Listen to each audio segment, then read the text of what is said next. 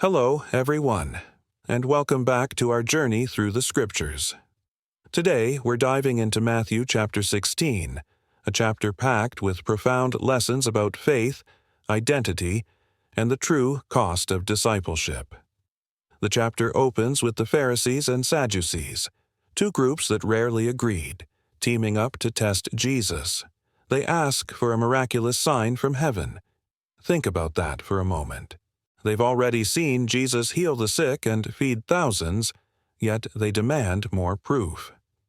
Jesus' response is brilliant.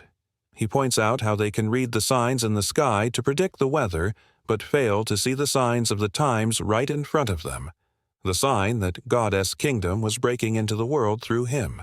He tells them the only sign they'll get is the sign of Jonah, foreshadowing his own death and resurrection. It's a powerful reminder for us. Are we looking for spectacular signs, or are we paying attention to how God is already working in our lives? Shortly after, Jesus issues a cryptic warning to his disciples. Be on your guard against the yeast of the Pharisees and Sadducees. The disciples, ever so practical, get confused. They think he's talking about bread because they forgot to pack any. It's a moment we can all relate to, right? Misunderstanding the spiritual for the literal. Jesus gently reminds them of the miracles of feeding the 5,000 and the 4,000. He wasn't worried about physical bread. He was using yeast as a metaphor for the corrupting influence of the teachings and hypocrisy of the religious leaders. Just a little yeast can spread through the whole dough. In the same way, false teachings and a focus on outward appearances can quietly poison our faith. This is a call to be discerning, to guard our hearts and minds against influences that pull us away from the simple, pure truth of the gospel. Then comes one of the most pivotal moments in the New Testament. Jesus takes his disciples to Caesarea Philippi and asks them a crucial question, first about public opinion. Who do people say the Son of Man is? They list the popular theories: John the Baptist, Elijah, Jeremiah. It shows the buzz surrounding Jesus, but none of these answers capture the full truth. So, Jesus makes it personal. What about you? Who do you say I am?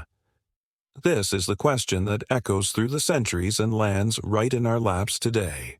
It's Simon Peter who steps up with a divine revelation.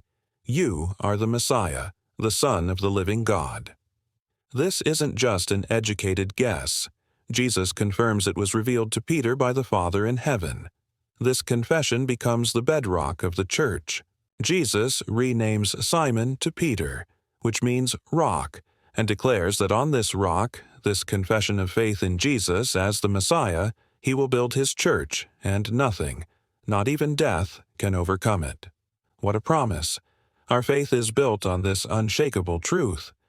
But just as quickly as Peter reaches this spiritual high, he experiences a significant stumble.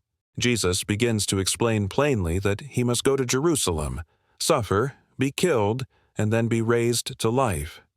Peter, acting out of love but with human understanding, rebukes Jesus. "Never, Lord, this shall never happen to you." Jesus' response is startling. "Get away from me, Satan. You are an obstacle in my way."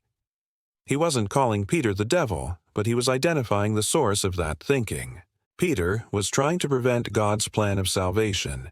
He was looking at things from a human perspective, not God's. This leads to Jesus' powerful teaching on the cost of following him. If anyone wants to come with me, he must forget self, carry his cross, and follow me. This isn't a call to a comfortable life. It's a call to radical surrender. It means putting God's will above our own desires, even when it's difficult. Jesus then asks a soul-searching question. Will people gain anything if they win the whole world, but lose their life? We can spend our entire existence chasing wealth, fame, and power. But if we lose our eternal life, our connection with God, what have we truly gained? Nothing. This passage challenges us to check our priorities and live for what truly matters for eternity.